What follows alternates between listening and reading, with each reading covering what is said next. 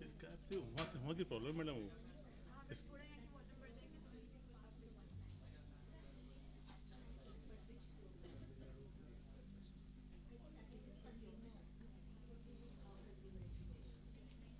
कितने स्कैप कितने यहाँ पे चलेंगे?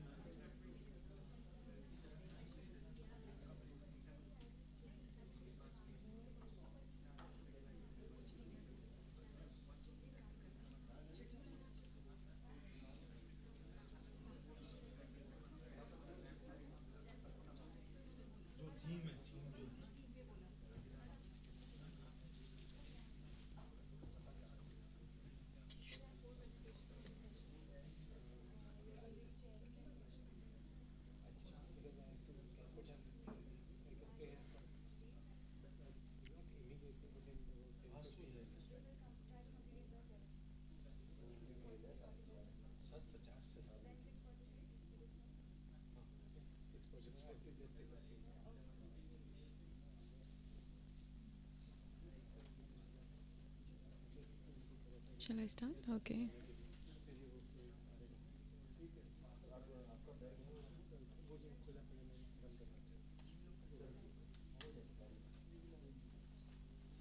Good evening and welcome back to the paper presentation session.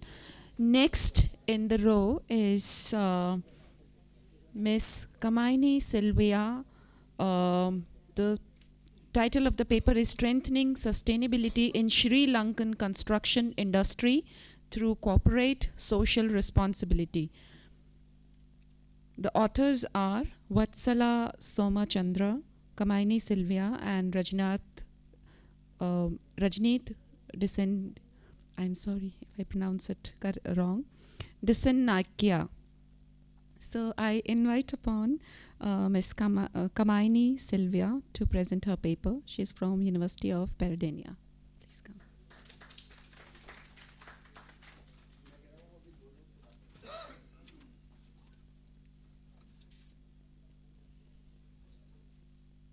This one, no?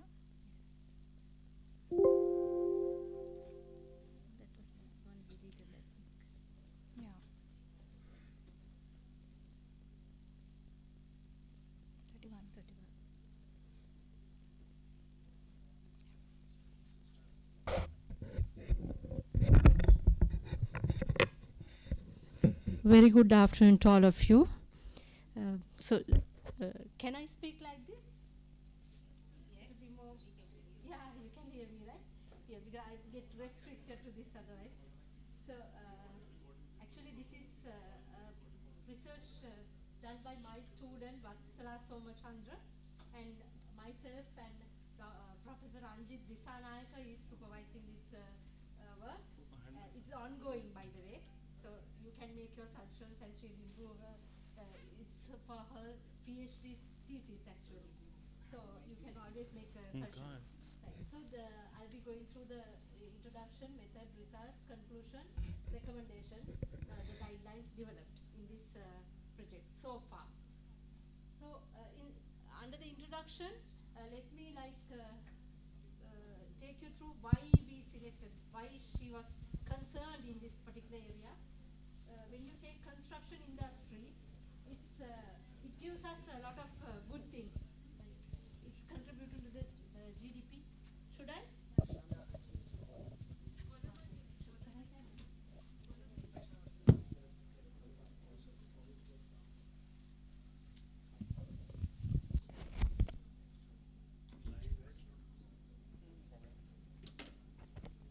Thank you.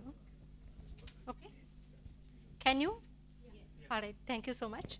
So construction industry is contributing a lot, contributing to the GDP, then giving us a lot of employment opportunities. Many people are employed in the construction industry, and also contributing to welfare. Now, once I got off from the airport, I saw many constructions being done. So we are trying to make people equal by giving a lot of constructions to the people. On the other hand, it's a high risk occupation. If we are not concerned enough, there are a lot of accidents happening, poor occupational safety, fatal accidents. Every day we hear about it.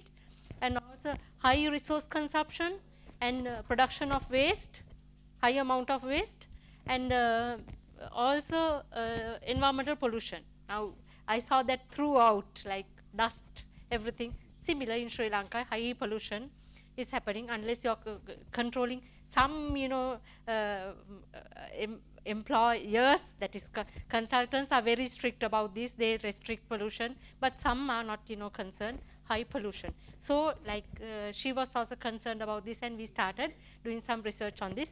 How CSR could be incorporated into this construction industry, and how could they make them aware that we have to restrict certain things in the industry. So we started the once we started, she found out almost all these people, the stakeholders, that is starting from the client. Point is not working. Okay, client organizations, consultant organizations, contract organizations, subcontractors, material suppliers. All of them think that this is a business.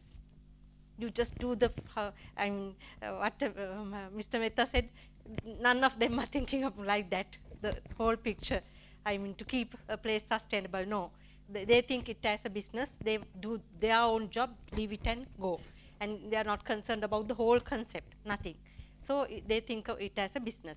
So to keep the business sustainable, the industry sustainable, all these people, the corporate sector has to be concerned about sustainability. Otherwise, it's very difficult. Everybody, starting from the client, who is advising onto the projects, consultants like him, then the contract organizations, they have to cooperate, then subcontractors, even the material suppliers, they have to be concerned about sustainability. So this can be fulfilled by corporate social sustainability, although they don't think about it very much. Right? So when we started doing this research, she was concerned about what these corporate social responsibilities. So it's defined by many people. ISO 26,000 defines this as the responsibility of an organization for the impacts of its decisions and activities on society and the environment through transparent and ethical behavior. But this is not understood by many people. Right? That is not understood. And many other definitions are there. I'll not go through them since Almas will be warning me about the time. Then we started doing this, and she was going through all the comprehensive literature on CSR, what really CSR is and trying to find out that. Then some in-depth interviews were done to see whether these client organizations, consultants, material suppliers, everybody knows what this is, CSR practices. Then organizations. Then the data were analyzed, the qualitative analysis methods were used, transcribing, coding and categorizing data, and then data triangulation was done by random question to see whether what we got as results were true. We selected very few organizations for the qualitative analysis because interviews are difficult to conduct, and after doing the interviews we took data from those and gave a questionnaire to many other organizations to see whether the same thing is happening everywhere. Then she found out that mainly 3 categories of CSR are there in the industry. That is, one is the philanthropic activities, where I'll come to that again. Then business environment related CSR, business process related CSR. Now when you go to the philanthropic activities, the construction industry in Sri Lanka is full of that. They do all these donations. I had whole lot of pictures. She restricted us only to 10 slides, so I avoid putting all those donations on flood, natural disasters. Everybody comes out. They will give everything, which are not related to their business. They, do things to schools. They make roads. Many things are done. Whole lot of things, because there's a rule in the government to have some percentage for CSR. So they do that, but they're not worried about what they do inside their organization. That is, the whole process, like about the business environment and the business process, CSR were lagging in almost all the organizations. Now this is a little article I took. This engineer is complaining about the accidents that are happening. So that is also CSR. If their own people are getting hurt by their activities, that is also social responsibility. But they were not, most of them were not thinking that it was CSR. They couldn't relate it to, just because the government is saying you have some percentage, they allocate that percentage for CSR, but not think about what is happening in their own organization. Then so many things were found out, like not think about the safety of workers, not think about the safety of the society outside. Now I saw that happening here also. Lot of pollution, not think about the society. Same, road is being constructed, we have to jump on over, lot of trenches and go walk. They are not concerned. No one is concerned. So people just survive. Then not think about the pollution to the environment, not give sufficient welfare to own workers. Own workers are suffering, but giving donations to other schools, and it's good to give donations, but I'm not criticizing that, but they have to look after their own people. Then do not pay attention to the selection process and raw material. Now one example I'll quote to this. Very recently, one person said, they're constructing a bank building and they are using the flooring material from a wood called kumbuk. I don't know whether you have heard about this tree which cleans water. This tree helps to clean the water. So in the ancient times, we used to plant these trees near the wells, so the water is cleaned. And Sri Lanka has a lot of kidney diseases these days. Some areas, whole areas are affected because of these chemicals and all. They have kidney diseases. And one architect has proposed to put kumbuk layers to these floors.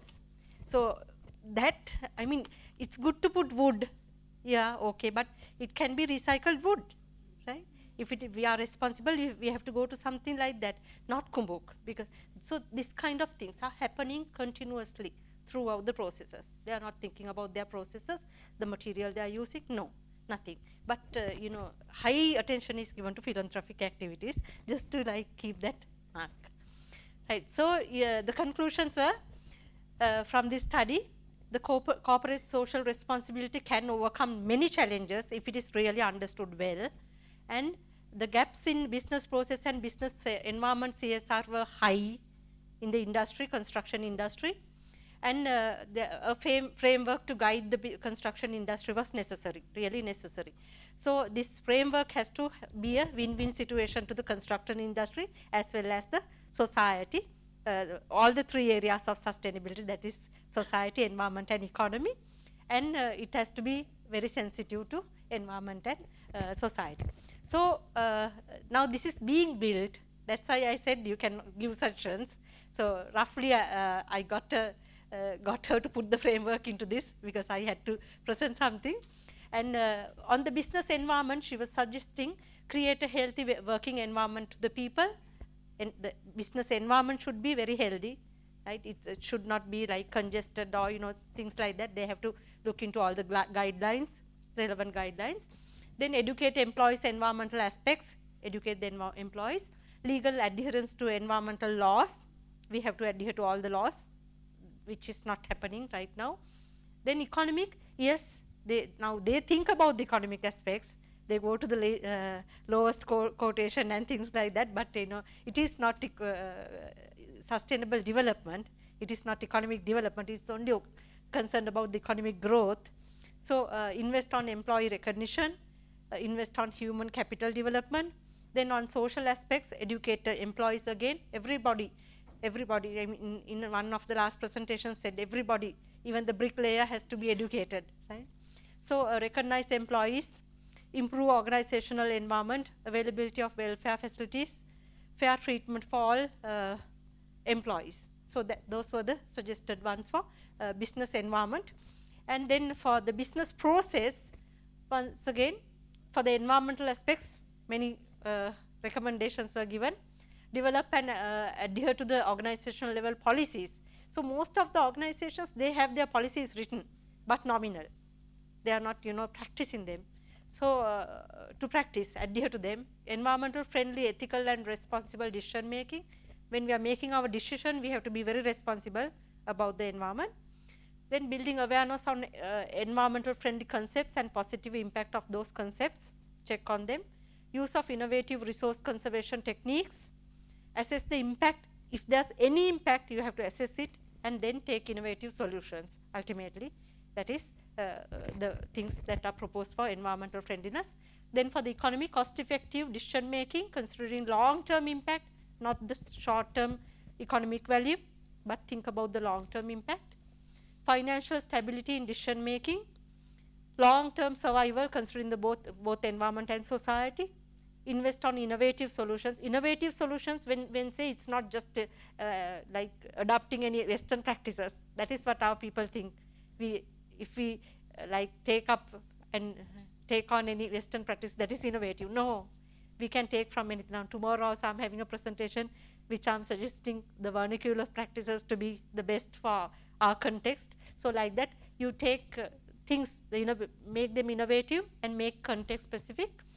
Then on the social ones, develop an adherence to organizational level policies. Again, policies are really necessary, how the people are treated in the organizations. Then socially responsible decision making, safety of the workers first. Healthy relationships among parties. Clients are fighting with the contractors are fighting with the material suppliers. No, it should not be the case. They have to have a cooperation. Then ethical professional conduct. So with that, we expect the construction industry to be a greener industry once the guideline is given. We hope that it will happen. So we are working on that very hard. So with that, I'll end my presentation and thank you so much.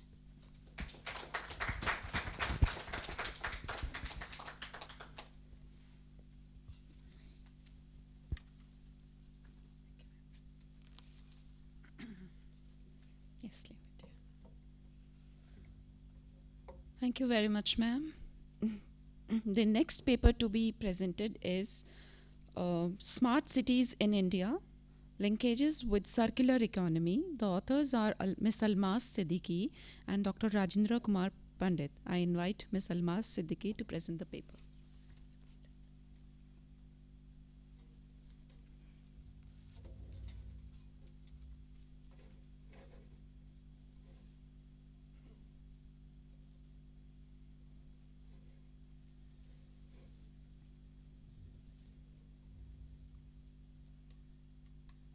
Hello.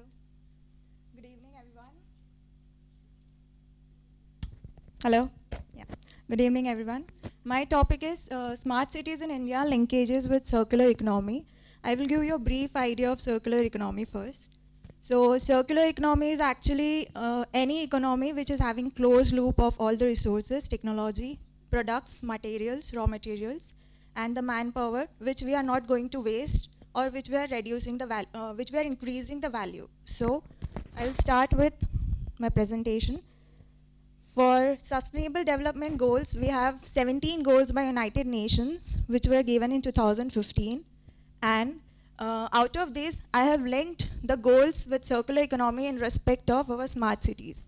So goal number 7, 11, and 12. 7 is for energy, affordable energy. 11 is for sustainable cities, resilient cities. And 12th is for sustainable consumption and production. So I will come to directly to circular economy. We have 9 principles. First is waste is a resource. It is not going to be dumped directly. It can be reused. Design is intentional. Social sustainability, innovative business models, inspiration from ecology and living systems, recognition of both financial and natural capital, reduction in energy usage, designing the system to be both resilient and adaptive, and preservation of ecological system. In this you can see all these things are related to the cycle which we generate first by resources. In short, if you want to understand, like any raw material which we produce or consume has to become back to the cycle instead of going into waste, and we have to increase the life cycle through technology or through minimum consumption, so that we can increase the value of the product, or it can be a manpower also. So it has a resolve framework. 6 actions has to be taken. Like first is regenerate. Regenerate means we have to reuse, remanufacture or recycle the product. Then second is share. Share is like we can share our products with the old products or used products with someone else. The optimize part is to keep the products in loop and increase their value. The virtualize is like we should minimize the raw materials and increase the virtualized platforms like e-books, automated vehicles, etc. Like remote sensing also.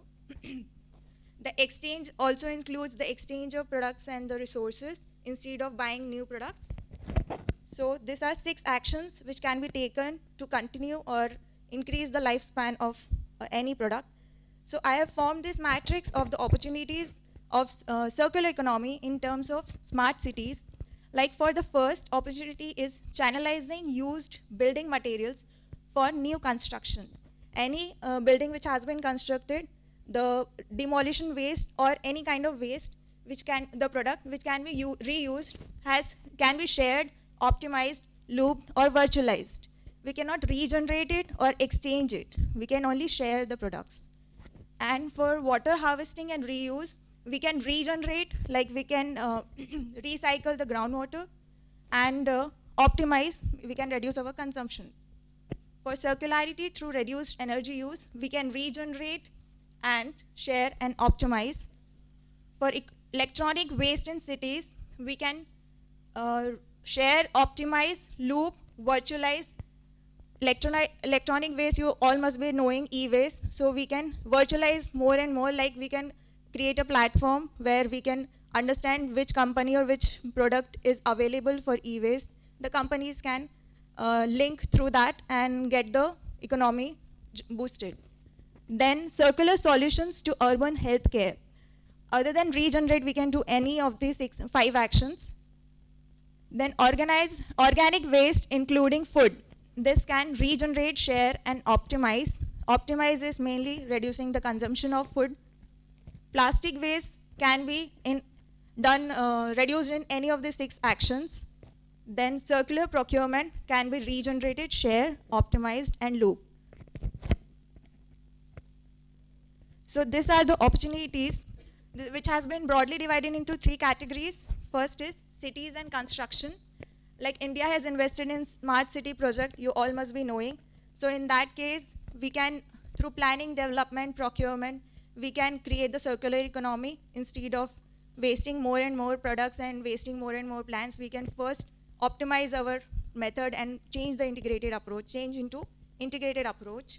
Then food and agriculture, to meet India's growing food demand, a combination of traditional practices along with the modern technology can help. The mobility and vehicle manufacturing, for effective solutions for mobility, we can create platform.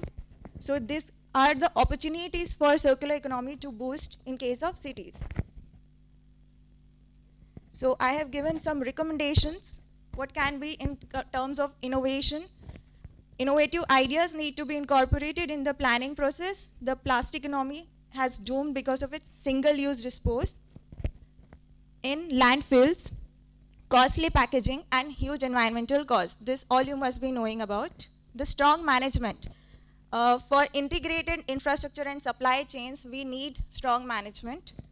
Economic viability, investors should know the commercial and operational processing for long-term efficiency, which is being researched based on the socio-economic impact of plastics.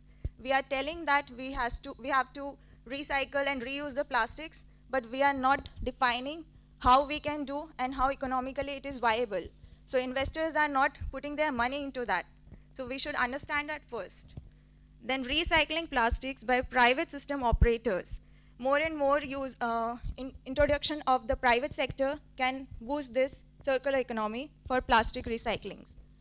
Same is for the reuse. Transparency is needed because when we talk about circular economy, it is actually talked in broader sense, and it includes all kinds of materials, products, technology, manpower. So we don't have any transparency from first level to the last level. The ethics has to be developed by us, so it is our part. Then governance, many initiatives like banning plastic bags and CNG driven vehicles have boosted our sustainable development goals incorporation into system. Then refilling systems of bottles and crushing of plastic waste, etc. So collaboration is also one of the innovative ideas to put into practice, like the public-private procurement collaboration, or we can also collaborate with the schools and colleges so that when we educate the students, they will collaborate and create groups through NCC or NSS, any kind of firms, so that they can increase the span of this system. Then standardization. It is actually one of the main things which we skip it, because for Indian standards, we have for all kinds of products, we have standardization. So for circular economy also, there should be one standardization for each kind of product, recycling, reuse, anything.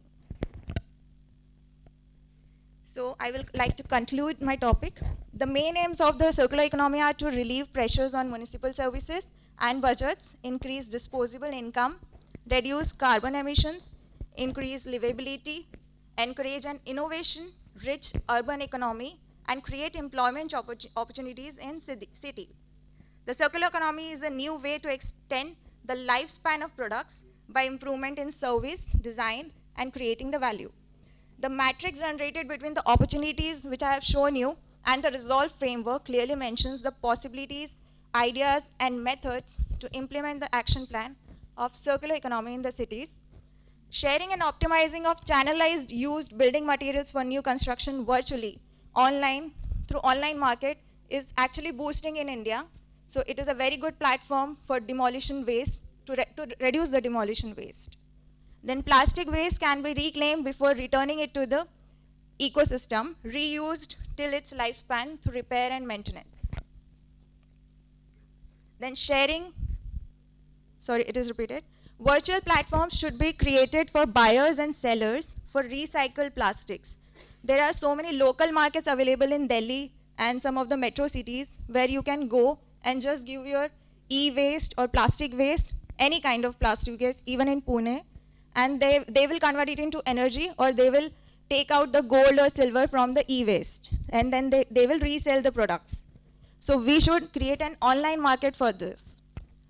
Then Indian cities have significant potential for embracing a circular economy, provided that right policies, stakeholder interactions, innovations, and capacity building are put in place. This is the main thing. Capacity building is very much required because people are not knowing that the value of product, the process in which the manufacturing is involved is very important, and it is a very long process. A more inclusionary approach and a new policy should be devised in order to implement CE principles all over the India. So these are my references. Thank you.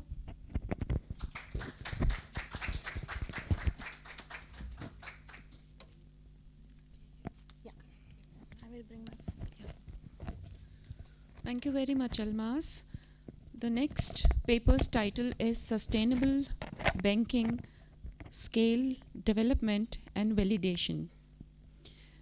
The authors are Mohammad Shamshad, Saeed Hamidur Rahman Zaini and Asif Akhtar from Aligarh Muslim University. As you all know, owing to the current situation in Aligarh Muslim University, the author couldn't come personally, or is not even able to connect with us on a Skype call.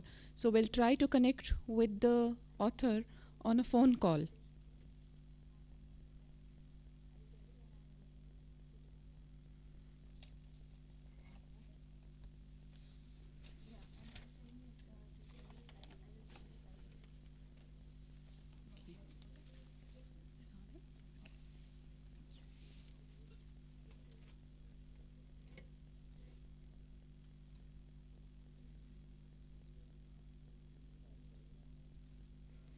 Can you please keep it to short to 10 minutes?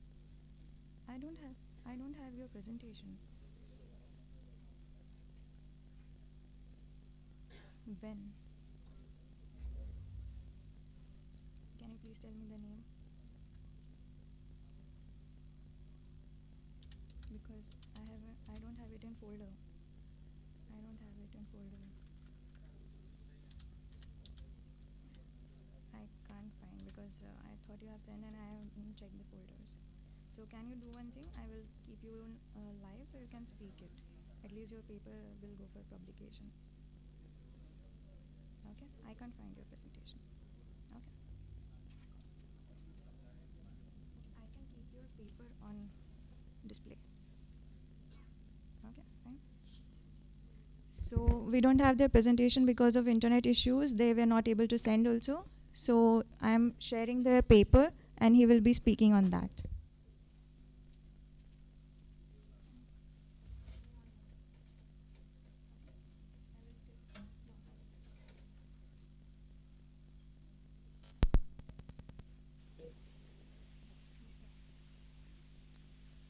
Good evening. Hello. Good evening, session chair and all my co-presenters. I was unable to come there because of some unfortunate situations here. So I am giving live through phone. The topic of my presentation is sustainable banking, scale development and validation. So I will start with the introduction. As we all know that in the modern world, the banking industry plays a very important role in promoting the sustainability for the overall economic development of any nation.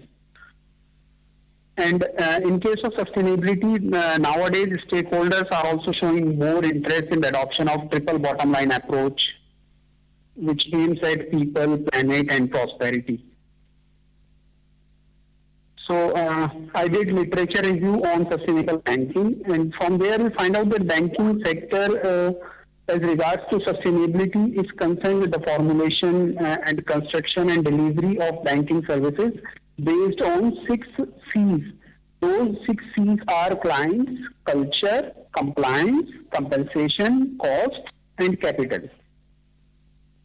So we did literature review of the sustainable banking, and with the help of this literature review, find out the 4 dimensions of sustainable banking, namely banking structures and sustainability. Number 2 is borrower's ability to meet financial obligations. Number 3 is green products and services. And number 4 is sustainability of bank service channels.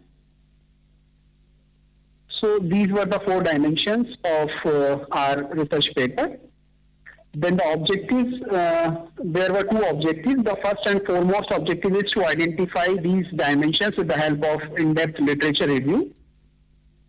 And then the second objective is to develop and validate an attitudinal scale of sustainable banking. Because as of now, we don't have any scale to measure sustainable banking in case of Indian banks. Then the methodology we adopted for this, we developed a questionnaire based on these 4 dimensions. And initially, for the purpose of pilot study, we took the responses of 25 respondents.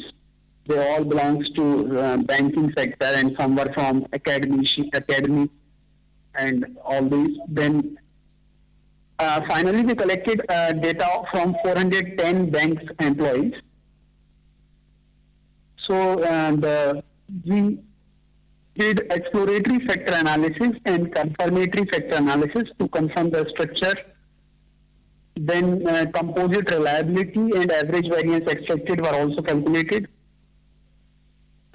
Then the result of exploratory factor analysis shows the value of KMO as 0.747, means 74%. So it lies in the limit of good. Then after that, rotated component matrix is calculated. Then total variance explained is calculated. It falls in the range of more than 75%, which shows that our questionnaire was able to deliver more than 75%. Then reliability test is also conducted with the help of Cronbach alpha. So the reliability of all the dimensions, the value of all the dimensions of Cronbach alpha is more than 80%. And the overall reliability also more than 80%. Then the measurement model, standard regression weights were calculated. And then the fit indices of confirmatory factor analysis. All the values of fit indices lies within the range. Then reliability and validity is calculated, average variance expected. Then the discussion is basically Indian banking sector is lagging far behind in utilizing the concept of sustainability in their operations. So there is an urgent need to develop a comprehensive framework of sustainable banking in India. We tried to fill the gap by developing this scale on the most important dimensions of sustainable banking in Indian context. And this scale will also going to contribute in further refining and developing the aforesaid area by providing them a path to work upon. Banks have to develop themselves more strategically by analyzing and prioritizing their daily operations towards the achievement of overall sustainable growth. So there is a long journey for Indian banks to develop themselves as sustainable banks.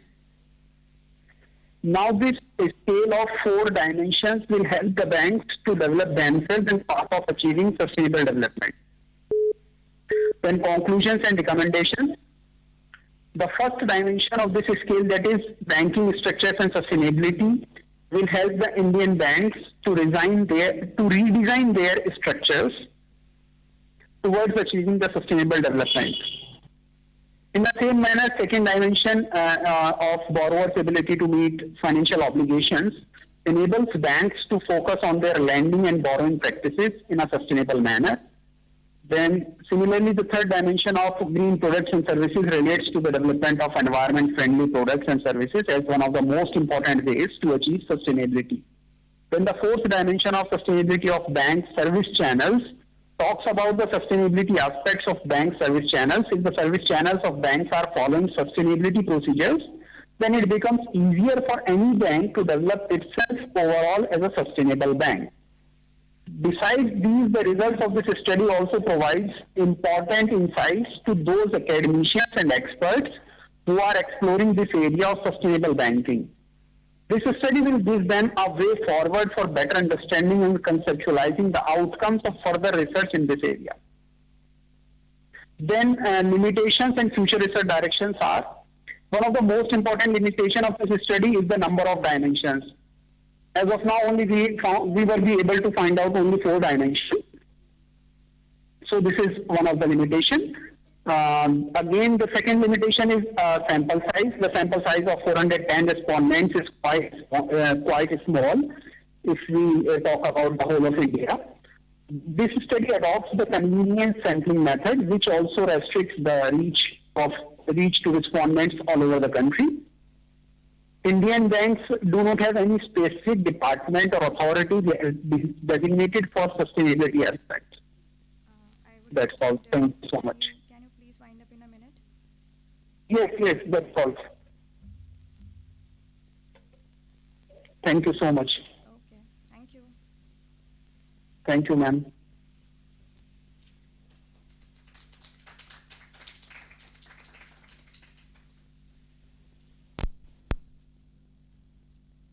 Let's start this guy.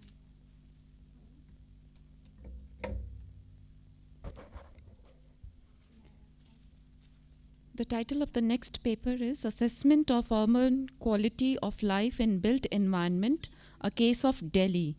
The authors of this paper are Shweta Srivastava and Dr. Devendra Pratap Singh. We'll be trying to connect with them on Skype. हाँ sir को दे दे.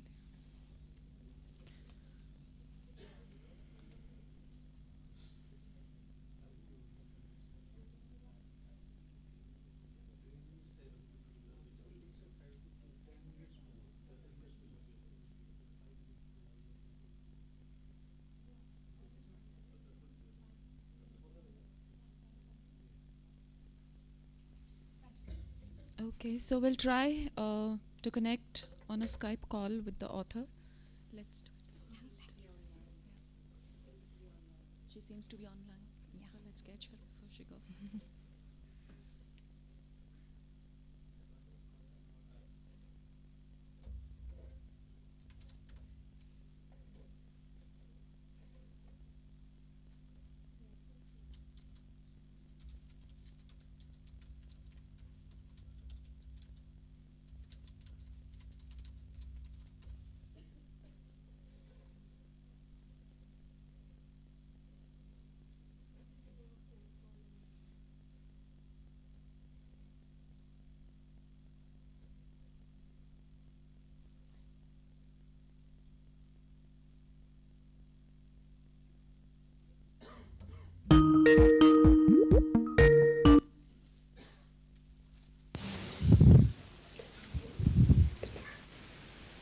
Hello.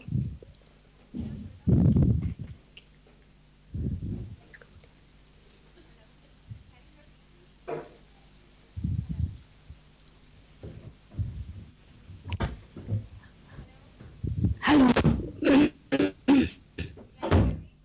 Hello.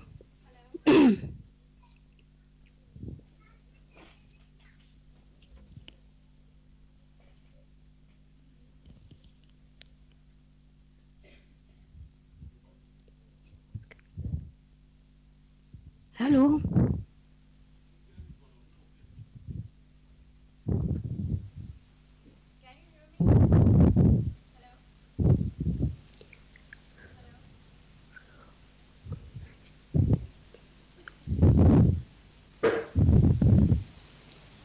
Stop sharing.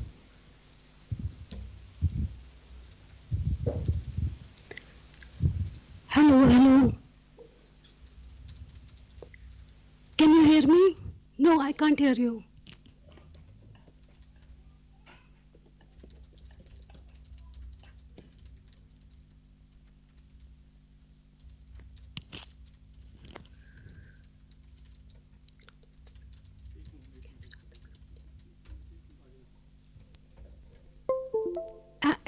Am I audible to? Yeah, I can hear you.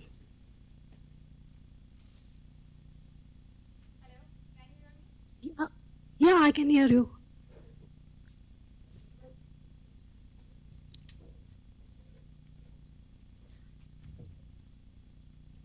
Shweta, can you share your presentation also on the screen? Actually, I am trying to share it, but I cannot connect it properly. So, can you just guide me? How will I do it? Yeah, on the right side below, there are three options near the dots. So in the middle, yes, this one. Yes, this one. So now you can share your screen. Okay. Is it? Can you see the presentation? Yeah, can you see the present PPT? Okay, okay.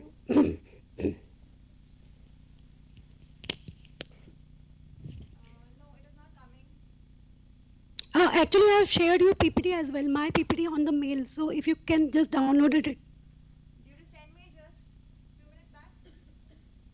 Yeah, yeah, yeah.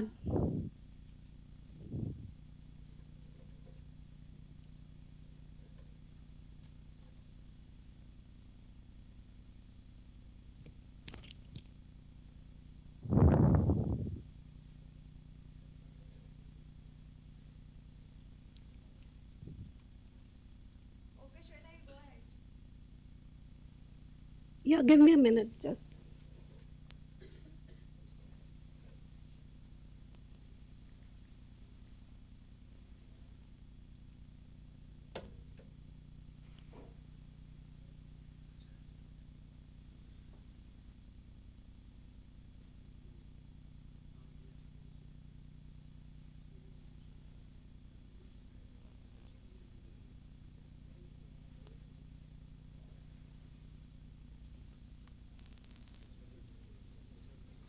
Shweta, can we start?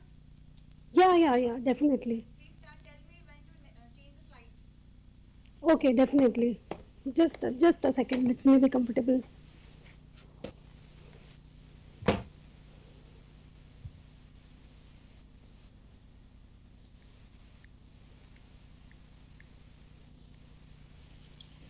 So yeah, can you hear me? Yes, we can hear you. Okay. So good evening, one and all. The topic of my research paper is assessment of urban quality of life in built case of the aim of life. Shweta, your voice is breaking. Hello? Hello, is it clear? Yeah, it is clear now. Hello, is it clear now? Yes. Hello, Yes, it is clear. hello. Hello? Shweta, it is clear now. Yeah, yeah, yeah, yeah. Okay, please go ahead. Yeah. So the Delhi. The aim of my study to conduct this Shweta, your voice number is one still to breaking. Shweta, your voice is still breaking. hello, Your voice is still breaking. hello. Is it breaking now also? Hello. Yes, it is clear. Please check your net because we have a very good network here. Okay, okay. Yeah, there is some disturbance in the net, I guess. So am I fine now? It is good now. Please go ahead. Okay, okay. So I was just discussing about my aim. The aim of this study is to assess the urban quality of life in Delhi built environment. To conduct the study, the aim is further divided into four objectives. So my first objective was to study and assess the urban quality of life indicator pertaining to built environment. As we can see, the history of quality comes back as early as era of popular Greek Aristotle, Plato, and the Maslows. They talked about the fulfillment of need, and they say it's fundamental to the good life and discuss about satisfaction theory. So if you can see the quality of life, it's a multidisciplinary subject. Through the review of the literature, review of various published journals, my study examines various worldwide dimensions used for assessing quality of life in built environment. Ms. Almas, am I audible to everyone? Hello? Hello? Okay, okay. Yeah. So for the first objective itself, my study further developed comparative metrics of quality of life dimension with quality of life indicator used by various renowned organizations pertaining to built environment. In this regard, research papers have taken a broad spectrum of international indexes, Indian indexes, For example, better life index, CI livability index, etc. Further, my second objective is to map all the indicators of urban quality of life with urban planning trends and strategies of Delhi. And for this objective, to meet this objective, I have reviewed all the 3 master plan of Delhi. Then the question comes, why the master plan? So actually, master plan is the only legal document which will give you a comprehensive overview of a city. So in this case, I have reviewed all the 3 master plan of Delhi, which is 1962 to 1982, 1982 to 2001, 2001 to 2021 master plan. And then my third objective is to find out the gap in urban planning strategies of Delhi, and finally to propose the robust strategies for sustainable development in Delhi. Yeah. So the first and most important questions come into my mind, that what is the need of the study? If we talk about Delhi, Delhi is the capital city of India and among the largest urban agglomeration in the world. And if you see the rapid urbanization, the city possesses serious urban complication and challenges in managing urban growth and augmentation of city infrastructure, which severely influence quality of life. Yeah, quality of life. So you can say that quality of life in Delhi depends on urban strategies and implementation toward the level of availability, accessibility, and quality of built infrastructure. Actually, it's a very complicated network of diversity and dynamism of multiple components. Hence, it is imperative to study the assessment of quality of life indicators in the built environment. And hence, I established my aim of the study to basically assess the quality of life in Delhi. Now, just for the sake of everyone, I'm just discussing in a very briefly that what is urban quality of life and how it is different in, yeah. Can you please summarize your presentation as soon as possible, because we are running short of time? Okay. So, all right. 40 points in 2 minutes. Okay. Right. So there are 3 major important points. First is the dimension, or like what are the quality of dimension I have taken care of. So I have taken from reviewing all the literature. You're on which slide number? You haven't said me to change the slide. Next slide, please. Which slide number? Slide number is fourth. Okay.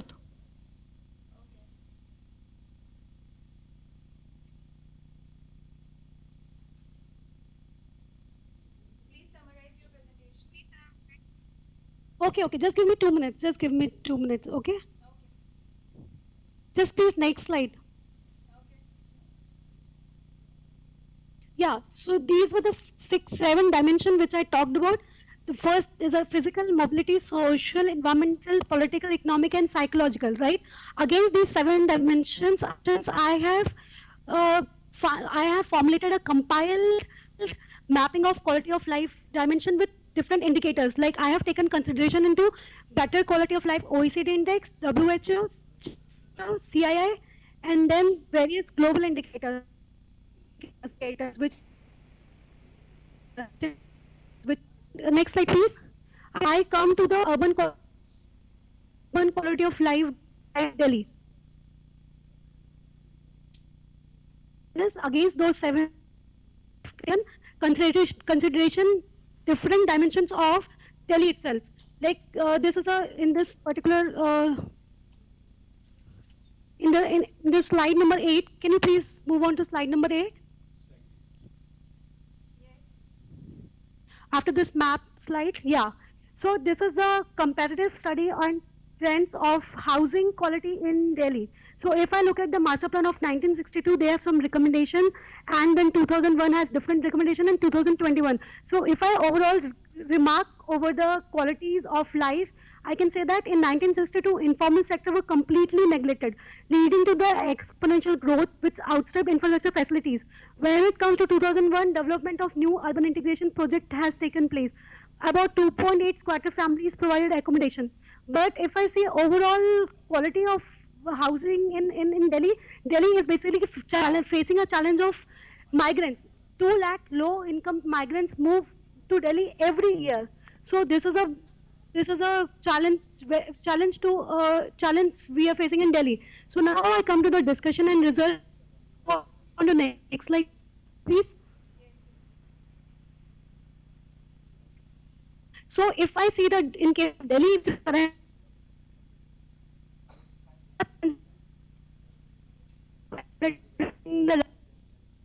devolution of activity, basically non-development of countermagnet, shortage of funds, and lack of development incentives. If I would like to conclude, then I would like to say that majorly we have made an quite ample of effort in maintaining the physical mobility and environmental indicators.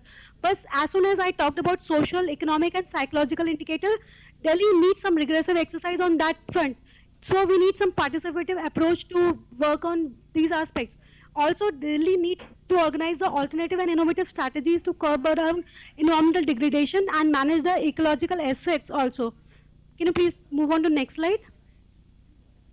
Also, when I talked about the mobility quality of indicator, Delhi needs sustainable strategy that could address the mobility, green mobility, walkability plan to manage all those inter and intra movement of goods and people, because Delhi is not an individual thing. It's basically regional plan you need to taken care of.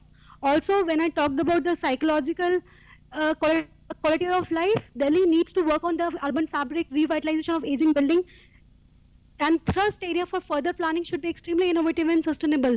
Lastly, I would like to conclude that to plan for this largest megapolis, the thrust area should be sustainable, mobile, innovative public participation. Okay, right. Effective and efficient regional strategy, revitalization and regeneration of culturally important building stocks. Uh, that's all from my end. Thank you. Okay, all right. Thank you very much. I request Dr. Akhilesh Tiwari to present a memento to our keynote speaker, Dr. Romil Mehta.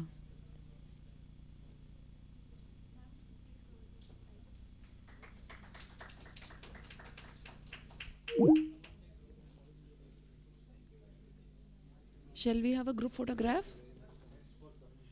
Shall we have a group? No. Okay. Okay.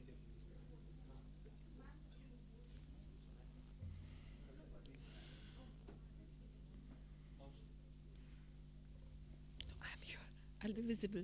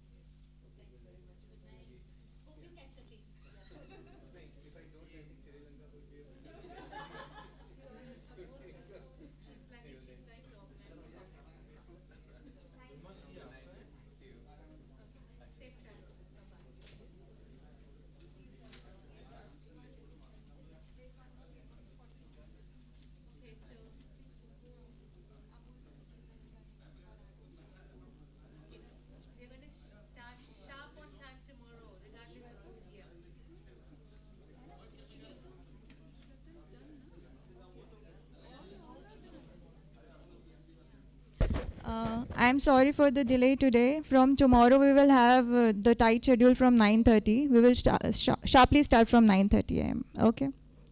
Thank you. Thank you all for coming. Thank you to the participants, keynote speakers, our moderators for spending their time. Usha ma'am. Thank you, everyone.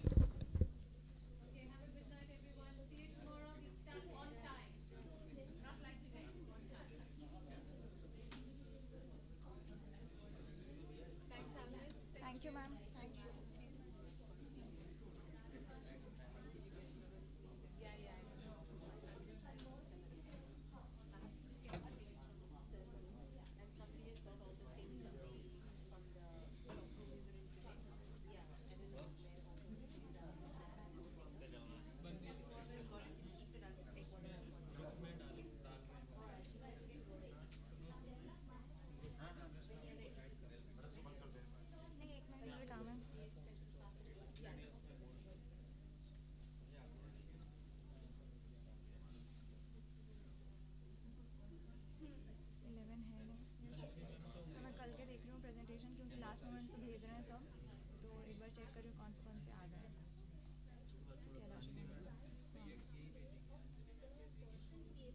sir.